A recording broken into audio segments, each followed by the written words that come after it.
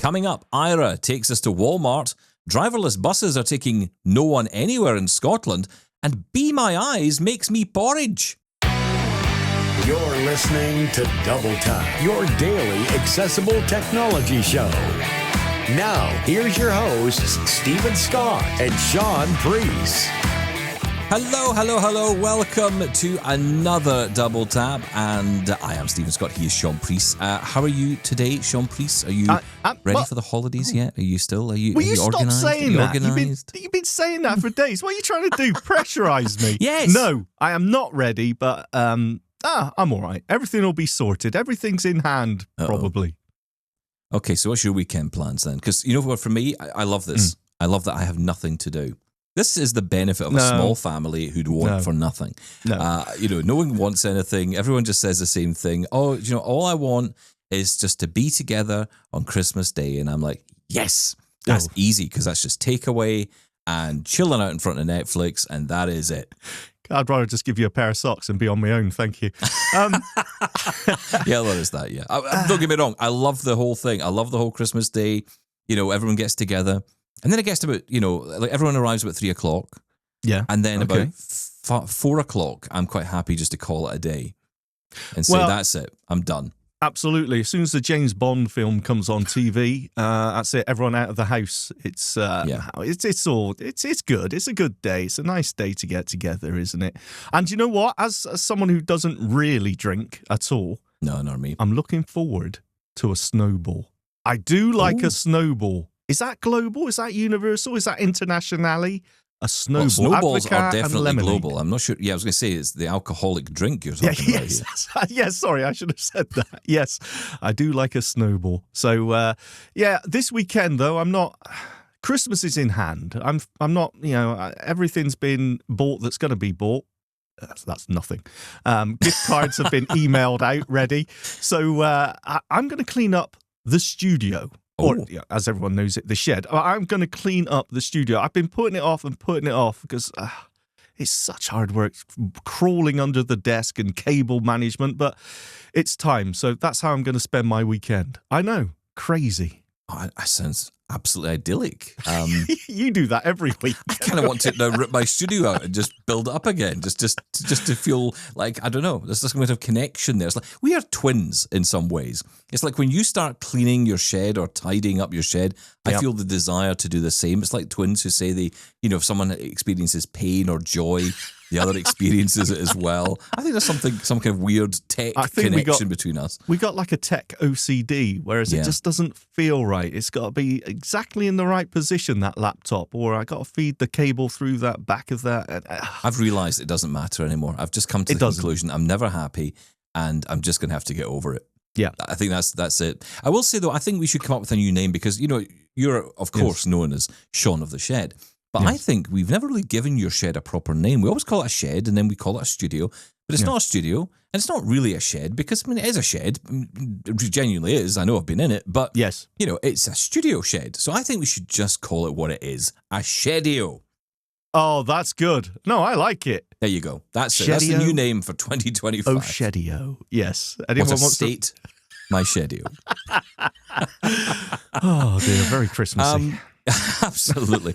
I do love that neither of us have bothered in any way to dress our shedios and studios in any kind of festive garb. Honestly, my concern is I forget it's there. So the other day I put something behind me on the little unit behind me.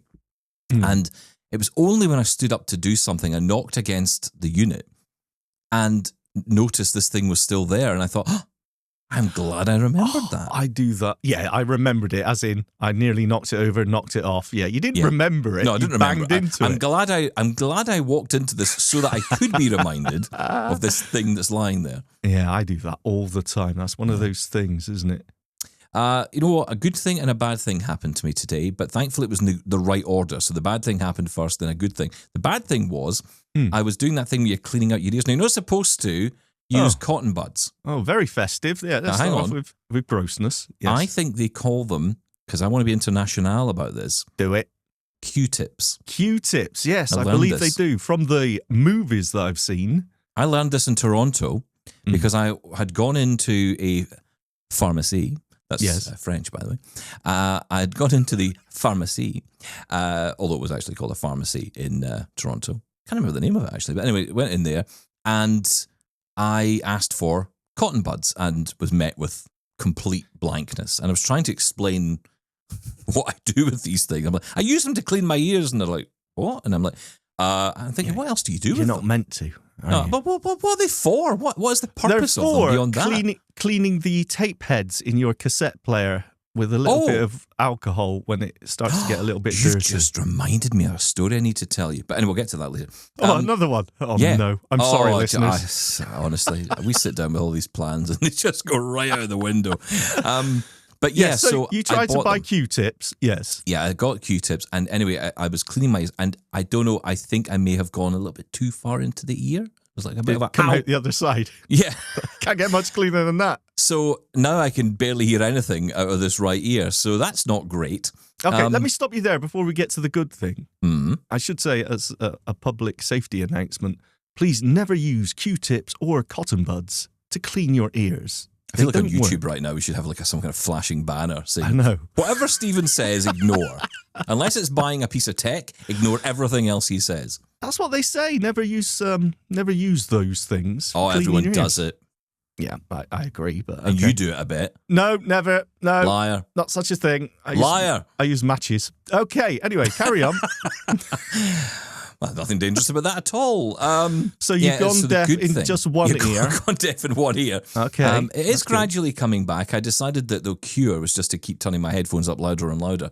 So eventually my voice will bring my hearing back. That's a weird way of doing it. That's the bad thing. That's the thing about, just keep shouting in your ear until someone can hear you. Yeah, so the good thing was I had porridge for breakfast. Now you might think, well, what's that? What's good about that? Well, I mean, first off, porridge, best meal of the day. Well, you're It is Scottish. the Scottish way. I assumed you ate oats, morning, noon, and night, basically, Dried, in yes, your just- kilt, that's drinking right. whiskey. Drowned in whiskey. Yeah, I wish. But no, I had the porridge. But it's one of those ones, you get the little, it's like a tub and then you have to, and you're never really sure what to do with the tub, right? Oh, Do you take yeah. the Just lid add off? water, just add milk. Exactly. Is it milk? Is it water? Do what do you do with it? Because you get the sachets as well where you can pour them into a bowl and then you either add milk or water, put them Yeah. in the microwave. But It sounds because it kind of comes so simple, Stephen Scott. well, this comes pre-bowled, if you like. So you've got the thing, the utensil, if you like, to hold the oats. I'm really making this more complicated than it is. But anyway, the point is, I thought I'm going to jump on a Be My Eyes call because I want to check. Because if I think you would add milk to porridge, not water. But I never know with these packets. yes, right? always milk and sugar, not salt. That's right. Absolutely sugar, not salt. So, Yes. anyway, glad we're in agreement on that. Wow. So that could have been a whole other, that could have been 2025's debate right there. That'd been every day on Double Tap. Is stop it sugar? Is it salt? Actually, I don't have sugar. I have honey. Oh, well, that's nice too. Yes. Okay. Maple syrup. Oh, maple syrup. Canada. There you go. See, they like that. So, Quickly move because on. basically everyone in Canada just drizzles anything. It's like, no matter what it is, drizzle Yes. maple syrup on top Like of the it. That's Scots exactly what and their happened. porridge. Yes. Drowns everything in whiskey. Absolutely. I'm all for the stereotype. So I get on a Be My Eyes call from my glasses and I just said, HEY Meta, call Be My Eyes. I think I just said Be My Eyes. And That's right. immediately the call was placed and, lovely voice says, Be My Eyes is using your camera glasses or glasses camera. And I got through to this lovely lady who clearly was in a busy place. And I said, look, first off, have you got some time? Because, you want to make sure the person's okay. Yes, no problem at all. She said, funnily enough, she said, I'm on holiday. She was from the UK, but she was on holiday in Australia. And she said, I have not had any calls while I was in the UK. And now I get a call when I arrive in Australia. She said, this is wonderful. So I said, well, look, if you've got time. She said, yeah, absolutely. So I explained to her. She was wonderful. She was Google searching the solution to this. No We way. were trying to work out, because the problem was, and this is the thing I wanted to talk about a little bit, because the camera on the glasses for reading anything seems to be pretty poor. Yes. So that's a slight issue at the moment. That's a Meta glasses issue, to be fair. Yeah, the camera isn't set up for that. It is set up for field of view rather than the reading fine print. Now, for general print, I say it's not bad. You still do need to be positioned in the right place and a little bit closer than you normally would have to be. Make sure the lights are turned on. Yeah, that's another thing. But yes, I agree with you. For smaller print, it is hard work. Especially on those packages, right? Yes, exactly. Writing is tiny. But I wonder, though, about the glasses camera, because when you take video, from what I'm told, the video is really good. It's really clear. So I think the camera is good. So it may be the live connection is the issue between the camera and the glasses and the phone. Maybe that's the issue. Maybe it's just not enough bandwidth to be able to send a high quality signal through at this point. It could be. I've heard it mentioned before, and often it's said the camera just isn't set up for that. Now, I don't exactly know what that means. You know, the lens in it, the as I mentioned, the field of view, the fisheye effect. I have no idea. But I do know that when people are making the live calls, they can, you know, if the volunteer is saying just position it a little bit, and if they take their time, they can read it. Yeah. But it takes a lot of work to get it in that right position. This is the one thing you notice more and more, like as I've been losing vision, when people try to direct me, I have it in my head. I'm like, but you must be able to see this. It's right there. And then they tell you, actually, you know, it's nowhere near where you think it is. Like, hey, me. All the time. Yeah, that's a nightmare. I was using it yesterday, and you know, just look to your left, or don't look straight ahead. And I am, and apparently I wasn't. No, I know. I think we have more of a tilt sometimes than we think we do. Yeah. I certainly do. And of course, the joy for me is when you've got nystagmus, and you'll notice yourself, sometimes if your eyes don't move and you are trying to hold your head still, your head will move instead. I get a little bit of a, I get this thing. If I'm sitting, I usually find if I'm sitting and I'm concentrating on something, so I'm thinking about something, my head is still, and then all of a sudden, when I know myself when I'm really concentrating on something, because my head is kind of, you know, shaking from side like to it's side. going to explode. No, not like extreme, but like I'm saying no to everything, which is usually what I am doing. But you know, it's like interesting. That happens to me all the time. It's like a concentration thing when I get that. I've only noticed my nystagmus isn't a bother anymore because I don't actually see anything shaking anymore. So I don't think I don't notice it.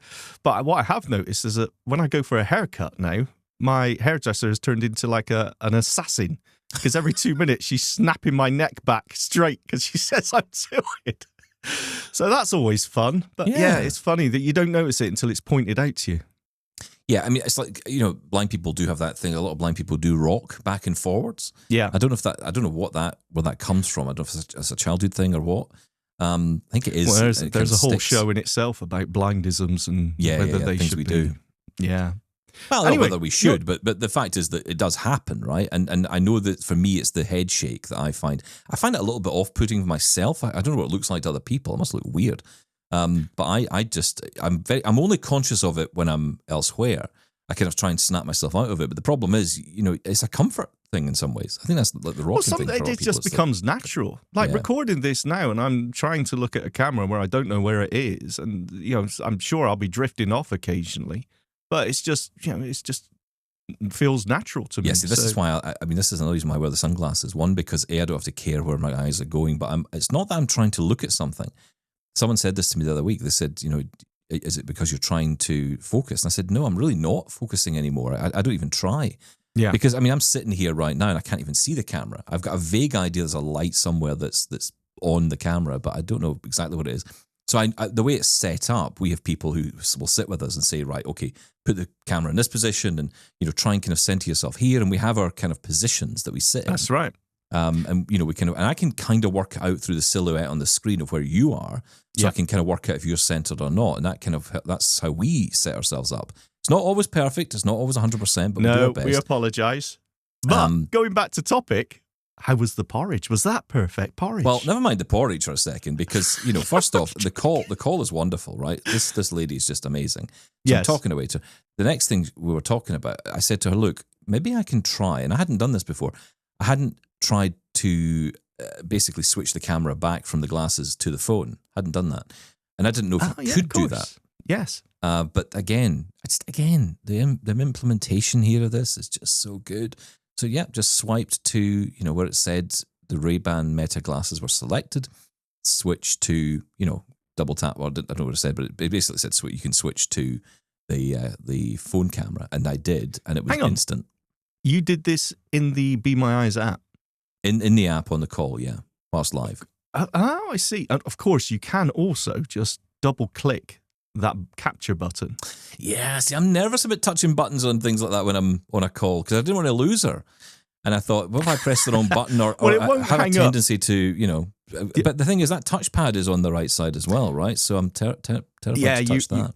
It's funny, when I wear a hoodie and I've got the hood up sometimes, that will activate that touchpad and stop and pause my music occasionally. Yeah. But that is just, you can do it from the app, as you mentioned. I tell you, I was having a conversation with someone once, and the next minute, Donald Trump is in my ear, and I'm going, hang on, has Donald Trump just walked in the room?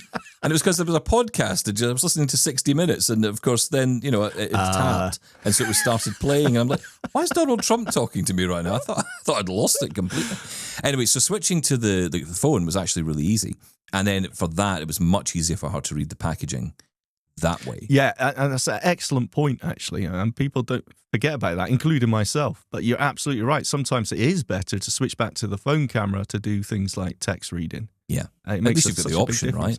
And then you can just quickly and easily switch back. Yeah. Good point, Stephen Scott. So good.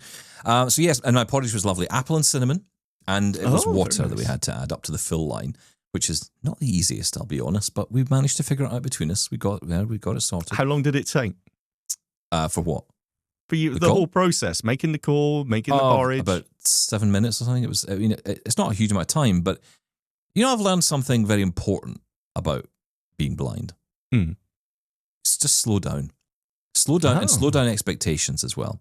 Just slow everything down. Slow down. How dare you, sir? Because Don't limit me. You're not going to get to where you want to get to as quickly, and even if you do, you're going to feel rushed. And the best thing to do is just say, do you know what? This is going to take me longer. I think that's the biggest. If you ask me what the thing I've learned most about this whole experience has been, it's that you just have to slow things down. It's not, and I don't mean slow down to a halt or avoid doing things. Not at all. I mean just the thing you want to do. Just expect it to take a little bit longer.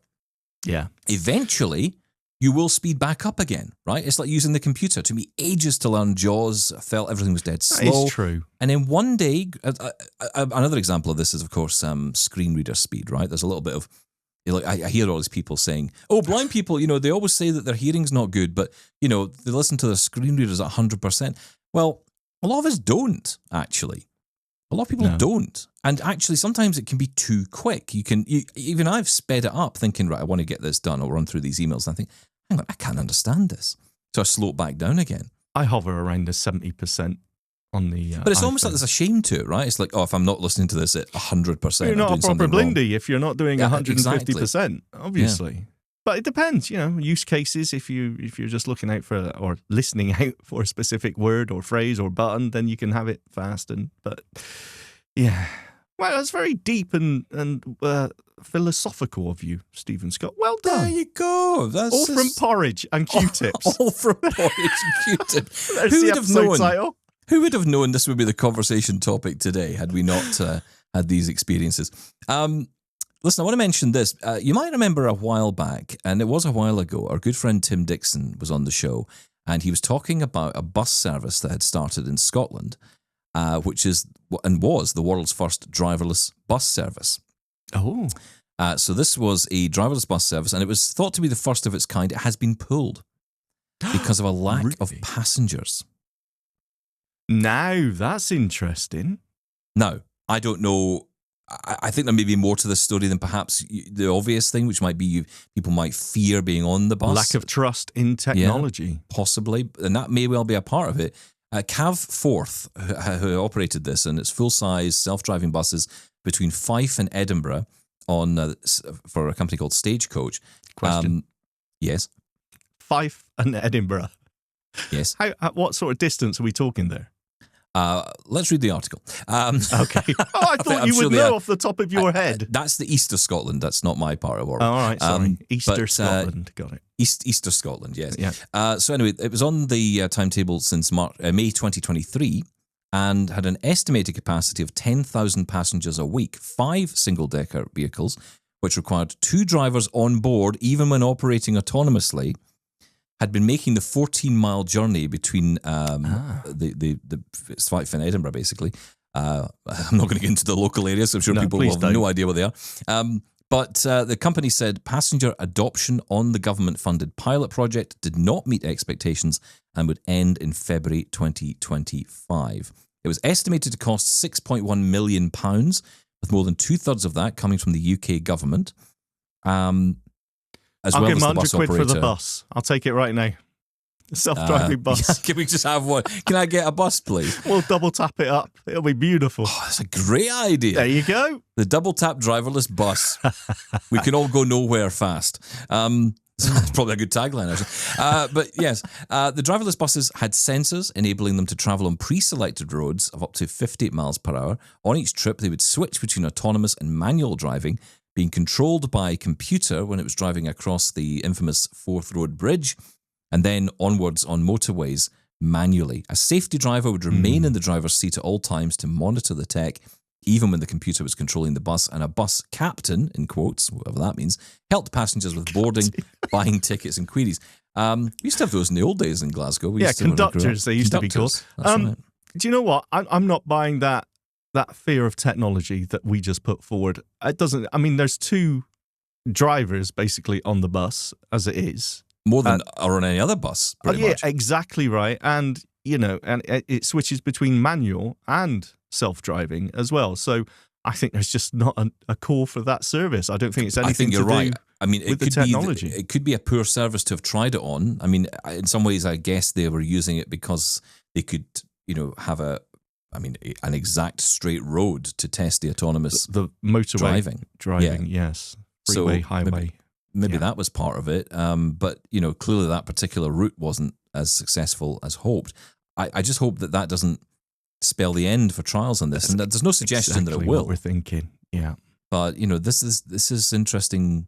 This is the kind of thing that can make people feel, okay, this is not going the way we hoped. And, we tried it and it doesn't work. work. Maybe attributed to fear. Yeah. There may be a bit of that as well. There may well be a bit of that, but I think it's just. Sorry, I don't go for that. Not with people on board, and plus people will see that there's actually people driving during the journey. So I don't go for that. But the danger is the perception, as you said, to the general public or the government departments themselves. That self-driving it's a no-starter. I just want Waymo to expand, just everywhere. That's what I just want. I want Waymo to expand. And it is expanding. I think it's already starting to expand into, is it Texas and Las Vegas? I think they tend to be picking the most flattest parts of the world and the places with the least amount of actual weather. Yes. Or at least a similar weather pattern. I guess that's part of Waymo's plan here. But, what they're doing is brilliant. And I think the most usable and smartest way to bring in autonomous vehicles. I mean, buses, yes, I think, possibly. But I would say taxis makes the most sense, I think. I mean, adoption is always going to be a challenge, but I mean, it's interesting in a place like Phoenix in Arizona. I've never been to Phoenix, Arizona. We obviously know our good friend Greg who's there, but I've never been there. But, I imagine any town, any place would have resistance to it. And yet it didn't seem to have resistance. And I wonder if perhaps Waymo, I don't know, but maybe Greg can tell us this, but I wonder if Waymo did some kind of public awareness campaign, perhaps held meetings with people to explain what was coming. Because I don't imagine they just dropped these cars on the road and expected people just to get over it. Well, I don't know.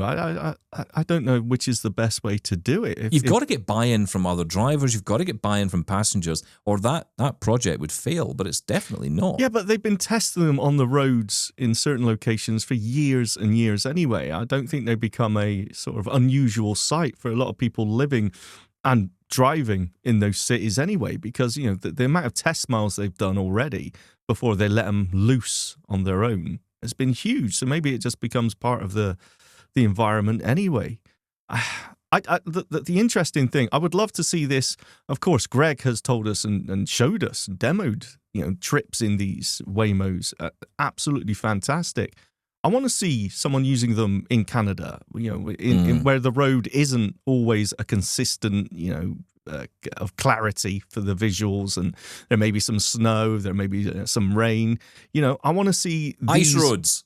Yeah, ice road truckers, yes. Ice road Waymo. That's what I want to see. To be honest, look, we're looking at these in almost, we could say, the most idyllic or the perfect conditions for self-driving cars, where it's always a consistent, near enough environment.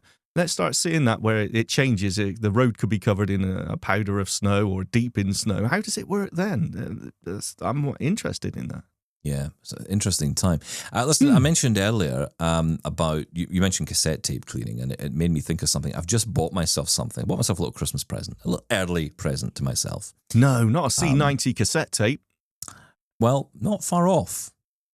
You haven't bought a cassette player. I bought a cassette player. Now, I do have a cassette player, right? Because I've got old cassettes that I want to digitize. Is it of you? When you wanted to be a DJ and you were pretending and making your own recordings? Maybe tapes, yes. Oh, may you got to play tapes. it on here. You're absolutely not getting them on this show. There's no way you can make that happen. I'm in charge of the tapes. Not happening. Yeah, I've got tapes of me from way back. So yeah, I thought it'd be nice to digitize some of it. A lot of family memory stuff. But it's all on cassette, and I thought, what I'd like to do is get them over. So obviously I'm thinking immediately of cassette to USB, yeah, because that's been the way to do this. I mean, CD to USB and vinyl to USB and all that's been on for a while. And when I started looking this up, there's so many gadgets you can buy, so many different ones. I opted for one. No brand at all seems to be associated to this thing. I'll put a link in the show notes so people can go find it if they want. But this was interesting. It's like those, I don't know if you remember these ones, like the desktop cassette players that had the speaker in it. It would sit. I don't mean like a. Did it have a little handle ones you could pull out at the bottom? That's exactly it. So it lays at least flat on the desk. Yeah. You pull the little handle out so you can carry it, but it's got the speaker at the top. You've got the little flip. The red record button. Yeah. Play and record together. Yeah, all that stuff. Well, this one I was like, oh, this is quite cool. It was the USB. It's powered by USB. I thought that's pretty nice. And as I bought it, and of course then I did my usual thing. I buy it and then look at the reviews. And the reviews were all fairly glowing. I mean, as much as they could be. But what was interesting was you don't actually need to connect it to a computer because it has an SD card reader in it. And so you can actually just record directly onto the SD card. So you can hit play and that will record directly onto the SD card. Now, I don't know if you have to press a button to make that work on, there's like you got to play the tape. I mean, you got to play the tape, but whether or not it can automatically record, I don't know. I'll need to dig that out when it gets here. But I thought that's pretty cool, right? What sort of price are we talking for this amazing technology, Stephen Scott? Well, let's say $50 Canadian. Oh, that's not bad. US. That is very cool. How many people have got a box of old cassettes up in their loft or whatever? I would love to go through that because it's so funny you saying that family memories, and it's so true, right? So many recordings you make with everyone. Just say hello, hello, hello, and that would be great to go back in time with that sort of stuff. Well, I don't know if you did this, but when I was a kid, I had a little recorder, and I would record everything. I'd record like dinners with the family, and I could be a spy. And those boring conversations. But it's funny. The most boring conversations at the time become treasured memories of voices from a past, right? Yeah, exactly. People are gone, or whatever it might be, and you just think, I kind of want to hear that environment again. And for us, that's videos. For most people, that's their thing, but for us, it's audio. And so I thought this would be a really cool idea. So I got one of those. So I'm going to set that up over Christmas, New Year, and I promise you, I will do a little demo of how it works. Yeah. You'll have to. That sounds really cool. And I know you say, I've heard this before. Stephen says he'll do a demo, and it never happens. We are committing to more demos next year. I've already planned in one for the Blind Shell Classic 3. It'll be coming very early January. We've got our first week of January is all going to be about Braille. We're going to be talking about Braille at 200, our special series. But I think we're going to focus on some hardware reviews, and you're going to get back in the shed as well and do some Shaun of the Sheds for us, I am. aren't you? Yes, we will do that. That's our New Year's resolution, but one we're going to try and keep. Yeah, I mean, we're not going to say something like, that could be useful, like we're going to lose weight or none of that eat less stuff. cake. None of that stuff. Definitely not. Definitely not. Listen, stick around because coming up next, we are going to be joined by Michael Babcock and Jenine Stanley because we're going to be talking all about Aira. We're talking about Be My Eyes there. But Aira, of course, is a fantastic service. Also one you can use on your Meta Ray-Bans. And we're going to talk a little bit about that and get, I think it's an opportunity for us, I think, to hit the reset button. For those of you out there who are new, who are listening to us and maybe have been listening a little while, we throw around terms like Aira quite a lot. But I often get back from people, okay, what is this thing? What are you talking about? So today we're going to do a bit of a reset on that. But look, just ahead of that, here's how you can get involved with the show if you want to get in touch and send us a message. Get in touch with Double Tap. Email feedback at doubletaponair.com. Leave us a voicemail at 1-877-803-4567. And now you can send an audio or video message to us on WhatsApp. That number is 1-613-481-0144.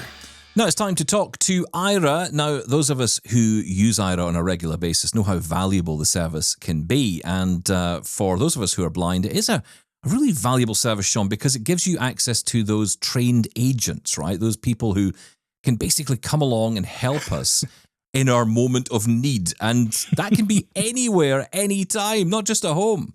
Yeah, it happens all the time. I just took the dog out about an hour ago and there was such a loud truck noise in front of me, not moving.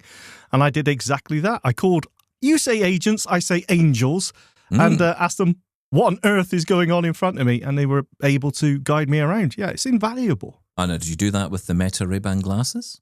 I did not. No, I didn't. The battery had gone at that point, but yes, there is that option as well. Else. Yeah, I get it. Well, look, we're going to talk about all that, and we're also going to talk about a cool new partnership that Aira has with Walmart, and kind of proves, I think, for a lot of people how this service can be used. Because I think we talk a lot about the services, but we never really explain or give examples of how they are used. And I think today we're going to be able to do that really well with Aira. Friend of the show, back with us, Jenine Stanley from Aira. Great to have you here with your Aira Fedora today, Jenine. Yes, I'm Fedora-less today. So Fedora-less. Wow. Fedora-less, yes. Oh, no, what's happened? Unfortunately. She's in professional mode today. That's right. That's right. Mm-hmm. Well, it's great to have you here, and also friend of the show back with us. All the friends are here. Michael Babcock is with us again. Hey, Michael. Hello, thanks for having me, and it's always a pleasure. I think it's been, a week since I've been on? Something like that. At least, yeah. No. Yeah. Although it's not going to be a week till you're back, because you're going to be joining us again very soon, but we'll talk about that a bit later. But yeah, I want to focus today on Aira, and I think it's a good chance, Jenine, because we were saying off air before we came on, it's a great opportunity for people to learn about the service from the sort of ground up, right? Because we talk about these services all the time. They become words that just trip off our tongue. A lot of new listeners to our show have joined us over time, and I think they hear these words like, oh, Aira's really great, and they go, yeah, but what is Aira? So Jenine, what is Aira? So, Aira is a visual interpreting service. And what that means is if you think about sign language interpreting for people who are deaf, this is the same for us, except it involves visual kinds of interpreting. So eyes in your pocket is a really quick way to think about it, or that sighted person who knows what they're doing to assist you anytime you need it. And when we talk about access partners, like we will here in a minute, that means that they are paying for your use of Aira. So your use of that assistance is covered. It's funny when you say know what they're doing. And Stephen mentioned agents before, because, of course, we're video calling now, right? There's no reason you couldn't WhatsApp video call, FaceTime video call, whatever you want. Call a friend or family member and say, hey, help me out here, because they can see whatever your camera is pointing at. But the difference here with Aira, it is all about the agents, isn't it? I mean, people who are trained to, how many of us have asked a stranger, where's the door from here, or where's this building? Over there, Shaun, over there. Exactly right. And they will point, or they get their left and rights mixed up all the time. That's where training is so important, right?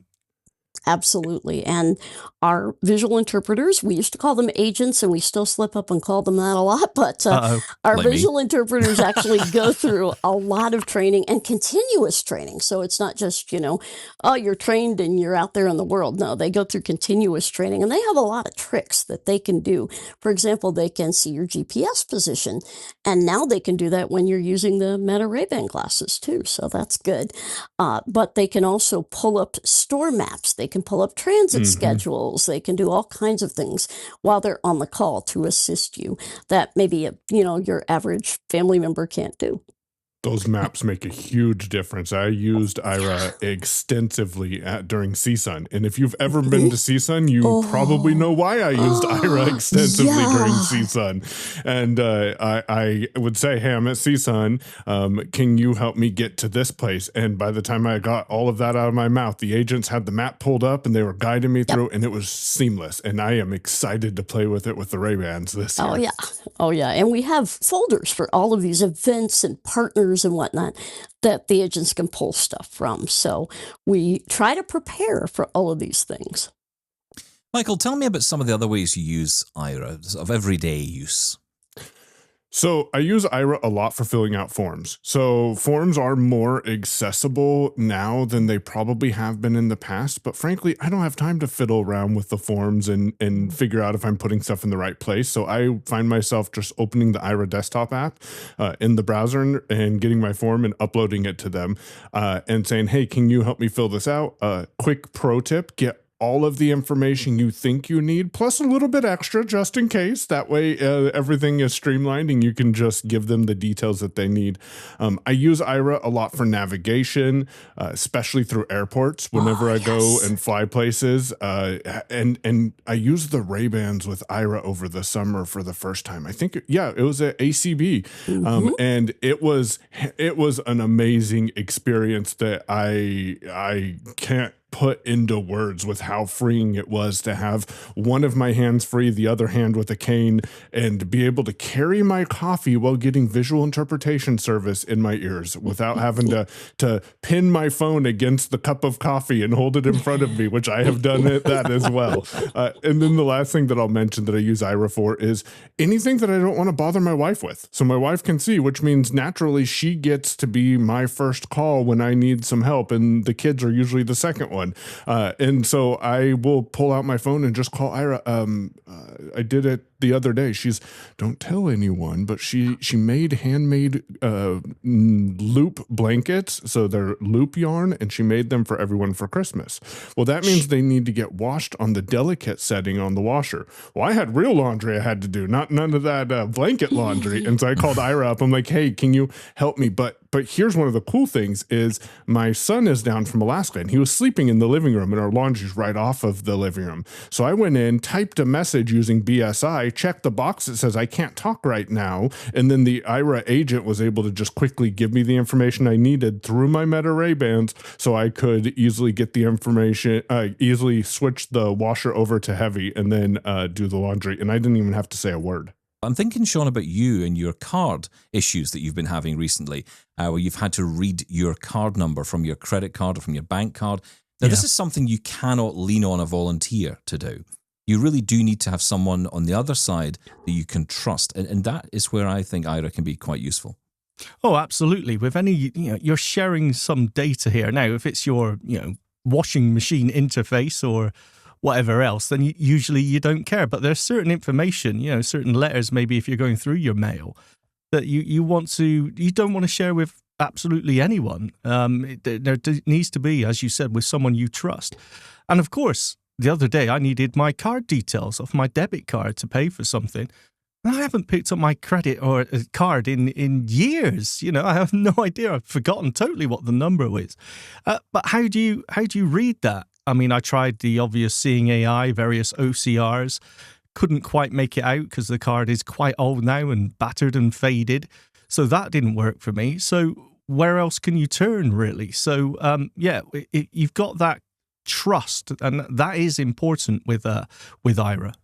And Jenine, maybe speak a bit to that, because I think people we're all a little bit concerned, or at least I am still concerned about privacy. I know if you're, 18 these days, you don't seem to care about privacy because you're happy to give any piece of information to the internet. But, for those of us who still are concerned about privacy and perhaps should be about sharing our data, especially with AI services, this is where that human-to-human interaction is important, but also having that security, knowing the information you're sharing remains private. Absolutely. And we have a lot of security measures in place to make sure that your information does not leave us at all. We only use your calls for training purposes, but you can also turn that off if you want. If you say, I'm in a sensitive area, don't want this call recorded, you can do that. Absolutely. We are HIPAA compliant for folks here in the US, where that can be something that's important with medical information or rehabilitation type information. So we have a lot of safeguards. And if you want to know about that, we're happy to provide you with some white papers on it. Just contact us. Now, I mentioned earlier that we want to show it in action, and Aira very kindly invited us along. Well, I say us, actually Michael, to a Walmart store. That's because there aren't any Walmarts in the UK. So we thought, hang on, how's this going to work? And look, Shaun and I were very keen to get flown business class out to Florida or wherever Michael is, and go along and do that. But instead, we thought, let's just ask Michael to go along. So look, set this up for us because you went along to this Walmart store, and we'll talk a little bit about the Aira access and the relationship in a moment. I want to show this in action. So set this up for us. Set the scene for what we're about to hear and see. Well, there is a Walmart, totally opposite side of the United States as Florida, in Oregon, where I live, and it is about 3 blocks away from my house. So we went to that Walmart, and I opened my Aira app, and I said, hey, that's pretty cool. It's an Aira access point, because honestly, we live in a small town. You don't expect that some of these things that are going to hit national chains are actually going to apply to our little rural Coos Bay, Oregon. And so when I opened it up, it let me know, hey, access here is free. And I was able to call an Aira agent, and we were able to get connected, and they could see either through my Meta Ray Bans or through my lonely iPhone 14 Pro Max camera. All right, so I turned on Meta glasses, and we will make a call. Hi, thanks for calling Aira. This is Diane. What would you like to do today? Hey, Diane, I need to use the Meta Ray-Ban to go find some stuff here at Walmart. Hey, that's exciting. Let me go ahead and get a link for you. And have you used your Ray-Bans before? I have. It's been a couple of days, so I don't know if you guys have changed the process, but I imagine you'll send me a link, and I tap on that, and it switches me over to WhatsApp? You got it exactly. Okay. All right, let me go ahead and paste that in, and I will see you over there momentarily. Okay. Hello. Hello. I can see out your Meta glasses, and I see the Walmart parking lot. Perfect. Well, that's what you should see. So we need to go find quart-size Ziploc bags. Quart-size Ziploc bags. And I believe we'll go into this door up here and go inside and head straight back, if I am correct. Well, I am seeing that household and paper is all the way in the back, so I bet you're right. Alrighty. So let's take a look. So up ahead, you're going to have a jog to your left here. So step out to the left, the wall bends. There you go. And now continuing back to the right. And I do see one of the side entrance doors up ahead here. Okay. And this is a pull door. Okay. The control is on the right-hand side. So you're coming to it, step to your right, and there it is. So we are going to pause right here. Person stopped right in front of you. There you go. All right. So you are, if you look slightly to your left, give me about 15 degrees to the left. The way you're looking right there is an aisle to go straight back. So if we continue down that aisle, we're going to go down past, stay to the right to stay in the aisle. There you go. Oncoming car, they should, cart. Not car in the Walmart. That would be weird. Hello. There he is. Continuing forward. We got a person crossing. You could look a little bit to your left. Right ahead of you with a cart, just to let you know. And if you look to the right, I can see that this aisle is toilet paper and other paper products. Let me go ahead and look up quart-size Ziplocs in the I'll app step here. over here so we're out of the way. We are at, let me pull it up on the map. I love that Walmart gives us that option. Makes it handy. All right, so turn to your right. Okay. And it should be this aisle. Yep, let's go up this aisle. We've got Kleenex. We've got toilet tissue. May I see across the aisle to the left? Nope, it's not this aisle. We're going to hit the top of this aisle and take a right and go down the next one. Okay. So you are here at the top of the aisle, hard right. And going forward, hard right. Okay, so there we go. We've got Reynolds wrap on your right-hand side. Now we've got bags. Okay. Let's see, we need quart size. We've got Hefty brand quart. These are currently a rollback. Ooh. I can see that these are on sale for $3.14 for Sounds a good to package me. of 40. Perfect. So if you reach out one of your free hands and I can, now that one is a 20 count. If you come two to your right, keep coming. There you go. That is a 40 count and that is on sale. Perfect. So we're gonna go and go find a cashier and check out with these. Oh, I need aluminum foil as well. I forgot about that. All right. Well, that is right up here. Yeah, Reynolds, I think you said right up here.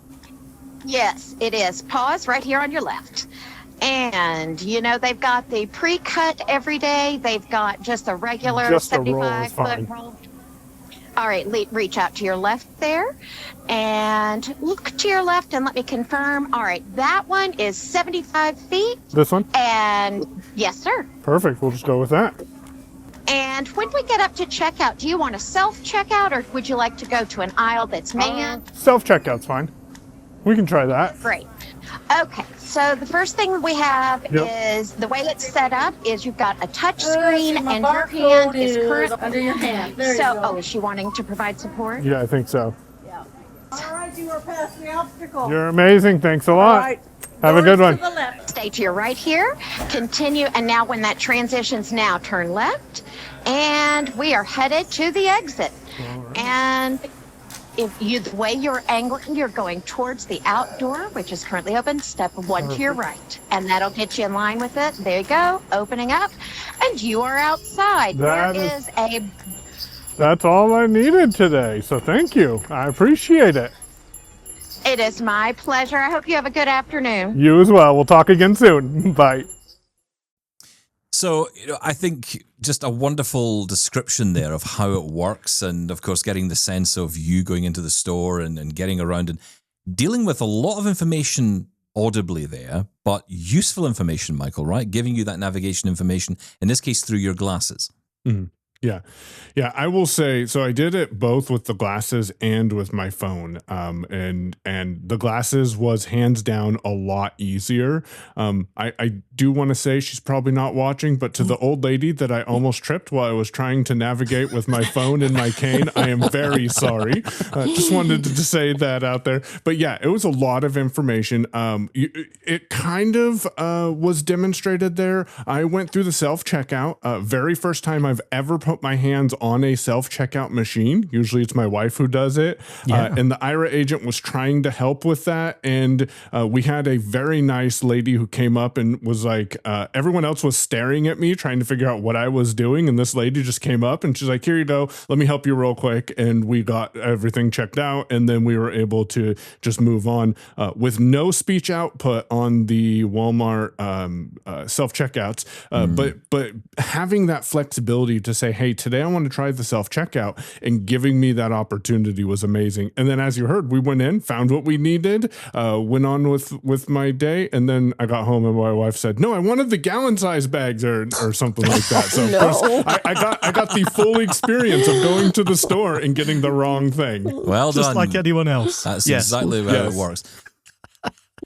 That was so cool. It's just such a perfect example for anyone, as you said, Stephen, who's, you know, we mention Aira and these services all the time, but for anyone who's never experienced it before, I mean, that was just a fantastic example. That's exactly what it's like. Listen, I want to just pick up on this point with Walmart, because this is something which is something quite common with Aira now. You have these access partners. Explain that to those who don't know what that means. So access partners are organizations. They can be corporations, they can be governments, they can be schools, whatever, and they are paying for the time that you use Aira either at their location or when you are using their product, etc. And in the case of Walmart, we have them geofenced, which means that we put a little parameter around the Walmart store that includes the sidewalk and parking lot leading up to the store. Because if you can't get in, you're not going to shop. And if you're going there, on public transit and the bus drops you off and there's a mile-long parking lot between you and the store, that's kind of an intimidating thing to have to do. So we geofence the parking lots and everything, and Walmart pays for your service to get you in those doors while you're there. They also cover Walmart.com because many of us shop online now. I mean, it's really cool how the Aira Access partnerships work, but what I'm keen to know is how it relates to the stores themselves. When Michael went into the store, it almost felt like that agent knew exactly where Michael should go. So what information do they have access to, and is that part of the partnership as well? Yes, it is. When we do a partnership with a store, or, for example, retail places like Walmart, we talk to them about their store maps. How can our interpreters get hold of those maps so that we can help people get to what they need to get to? And also tell them about things like if I asked, are there any specials today? Then the interpreter can look that up as well. Our interpreters use the Walmart app, for example, to get to your particular store, because each store is just a tiny bit different. And so they use that app to look things up exactly in your store where you are. And they've got other tips and tricks that they use. For example, your GPS position in the parking lot, along with your camera. So access partners really, it's a mutual relationship. And in the end, Walmart wants you to spend money. And that's why they are saying, look, we're going to provide access so we can make it easier for you to spend your money with us. Oh, that's nice of them. Mm-hmm. Yeah. I mean, that's the raw motive. I mean, access is great and altruistic, but really any company, they realize that the disability market is huge. We have money, we want to spend it, and we want to spend it wisely on, products that we want at prices that we want. Yeah, of course. Look, and so there's going to be some cynical people out there who's going to say it's only, because they want you to spend your money, which, as you say, is true. That's how business works. But also, it's funny because we were just talking about this a couple of days ago, me and my partner, about when we used to go to the supermarket back in the day when we had enough vision to do that. And we kind of miss it. Everything is, okay, it's easy to set up and do it online groceries now, big shop every week and just hit a button and it turns up absolutely fine. But sometimes I do miss just being able to walk around and hearing Michael do it there and how easy it was and just, I don't know, having that confidence and that reassurance of someone's there to help you out. I'd love to do that. And Exactly. using Aira, it was really nice to be able to hear what was around me. There was a couple of times where I wanted to figure out a nice way to say "shut up and let me concentrate," but it was Which you also can always say, Michael. You can always tell your interpreter that. Yeah, but it was nice knowing, hey, you're walking by the fake wine, or hey, you're walking by this, and if I changed my mind or I remembered, oh yeah, I'm supposed to pick this up, I had that flexibility versus the just go in, get what you need, and then go on. I could go walk around Walmart like any other person now and have ask, hey, can you describe the people you see? Hey, can you describe what you're seeing and the items and all that type of stuff? And Walmart has a lot of other services that people take advantage of. There's usually a bank there. There's hair cutting and optical and hearing aids and all kinds of things there that you may not even be going in to buy groceries or, anything else, but you may be going to one of those businesses. I do have to ask you about connection, because whenever I go inside a building, I often get cut off from Aira, or I have difficulty connecting. Is this something you deal with partners to get access to Wi-Fi so that you have a solid signal when you're in there? We do explain to them that occasionally, in parts of their stores, especially around the freezer cases in the grocery areas, you may have some connection issues, and some partners have actually changed up their Wi-Fi a little. Walmart has generally been really good at connectivity. So if you're having connection issues at a particular Walmart, let us know, and we will try to reach out to them and see what we can do to try to improve that. But yeah, connectivity has not been a big problem at Walmart. Yeah, I mean, you had no issues with your visit, Michael. Nope. I mean, there didn't seem to be any issues at all on your call. No, I had one time where the video froze up, and I think that was more related to the Ray-Bans and not the connectivity issue. Yeah. Because I double-clicked the arm button, it went back over to the phone, which all she saw was my pocket, and then I double-clicked the arm button again, and she had video feed from the Meta Ray-Bans. So I don't think that was related to the connectivity in the store, just the Bluetooth connection. But yeah, for the most part, it worked well. And the agent was even asking me when we were going through that troubleshooting, are you connected to the Wi-Fi at Walmart? I'm like, I didn't even know Walmart had Wi-Fi. So nope, I sure am not. Yeah, and a lot of them have 5G Wi-Fi, so it's pretty advanced Wi-Fi. So because they use their app a lot in store for customers and for the shoppers that are picking up, the delivery orders. So it's important, I think, more and more for stores to have good Wi-Fi. Guys, it's been great being with you today. Thank you for sharing the news about Aira and Walmart and supporting us here at Double Tap to bring the story to you, and for getting Michael out there to Walmart to test this out and show us all how it works. Jenine, how can people sign up for Aira, find out more about it? You can visit our website at aira.io, or you can call our customer care team, and that's 1-800-835-1934, or support@aira.io. Jenine Stanley, thank you as always. Michael Babcock, thank you. Thank you. Thank you. If anyone calls customer service, they can always send me gift cards for Aira. Just saying. We do have gift cards, yes. And that's it for today. We're back on Monday. We're going to dive into the inbox for pretty much the final time before the end of the year. So tune in to that on Monday. We'll also be catching up with Michael Babcock on Tuesday ahead of Christmas. And then Christmas Day, we've got the big Christmas Day show. All details coming up on next week's Double Tap. Have a great weekend. Thank you, Shaun. Thank you. Bye-bye.